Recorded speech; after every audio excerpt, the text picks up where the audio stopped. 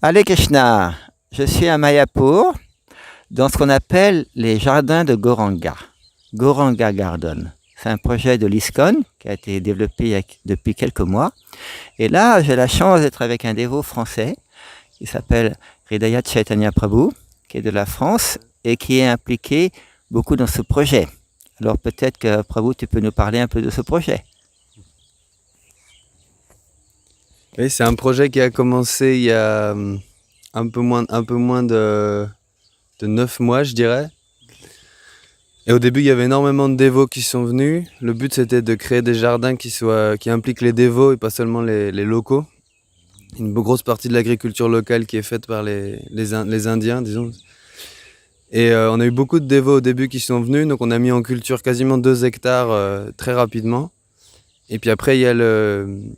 Donc c'est l'objectif, c'est de produire de la boga pour les dévots, de devenir plus autonome ici, comme Bhaktivedanta Prabhupada le souhaitait. Et puis ensuite, la saison des pluies est venue, donc tout a été inondé, donc on a quasiment tout perdu. Et j'ai été un peu le seul à revenir après la saison des pluies, donc on a eu du mal à reconstituer une équipe de dévots, mais maintenant on est 4 tous les jours. Et puis petit à petit, on a remis en culture 1,5 hectare quasiment. Et là, on est dessus. Et on est très heureux de faire ce service. Qu'est-ce que vous cultivez ici dans le jardin? On a tous les légumes locaux, beaucoup de bananes. Les bananes, les bananiers, on les utilise pour faire comment on dit du paillage, quoi. Du paillage. C'est-à-dire, on utilise les feuilles de bananier pour couvrir le sol. Un peu comme le compost. Le compost, c'est plutôt pour nourrir. Le paillage, ce serait plus pour garder l'humidité et tuer les mauvaises herbes. Ah d'accord. Donc on produit pas vraiment de bananes, on utilise surtout les feuilles. Mais sinon, on a, je sais pas, 10 ou 12 sortes de légumes. Beaucoup de tomates, comme vous pouvez voir ici. On a beaucoup d'épinards différents, énormément d'aubergines qui vont venir, du chou, du tapioca, du moringa. On s'est fait casser la nuit dernière la quasi-totalité de nos têtes de moringa par des singes. Moringa, c'est quoi? Moringa, c'est superfood.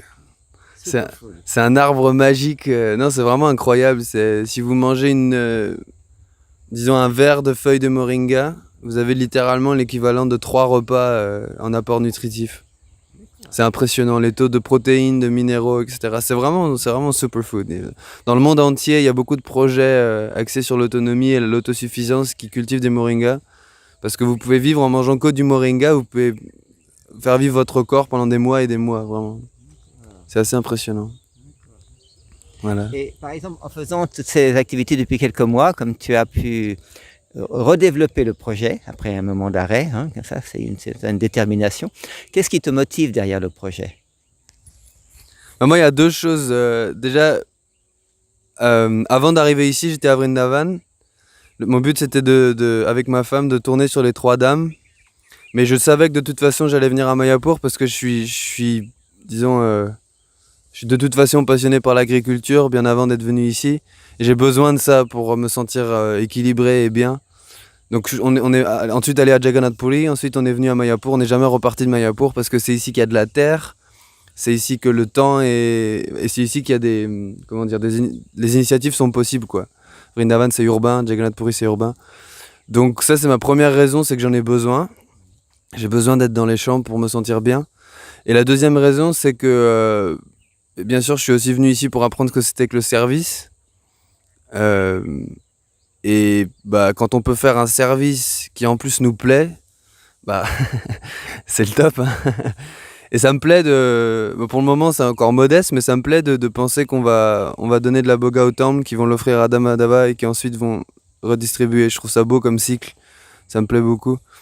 Et on dit souvent dans les projets, même les projets New Age, etc., on dit qu'on peut produire pour Dieu, produire pour l'univers, tout ça. Mais là, c'est très concret. C'est-à-dire on produit littéralement de la boga qui va à quelques centaines de mètres d'ici, au pied des déités, et qu'ensuite on peut consommer. Donc c'est un cycle qui est très, très concret. Ça me motive.